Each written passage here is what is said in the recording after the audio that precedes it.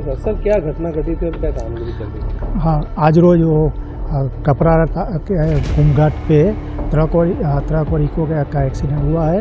इसमें इको गाड़ी में जो सवार थे 7 व्यक्ति, इसमें से 5 की स्थल पर ही मौत हो गई है। फिर जो 2 है उसको दवा हॉस्पिटल में लेके आए, लेकिन वहाँ पर उनका भी मौत हो गई है। अभी पीएम की कार्यवाही और ओरख की कार्यवाही चालू रही है। સર શું ઘટના ઘટી હતી ને તમે હાલ અહીંયા સ્થળ પર છો, કેટલા લોકોને? આજ રોજ કુંભઘાટ ખાતે ઇકો તથા ટ્રક વચ્ચે જે અકસ્માત થયો હતો, જેમાં સ્થળ પર 5 વ્યક્તિનું મોત થયું હતું અને 2 વ્યક્તિ જે છે તે દવાખાને લાવતા એમનું પણ ત્યાં મોત થયું છે. ટોટલ 7 વ્યક્તિઓનું એક્સિડન્ટમાં મરણ થયું છે.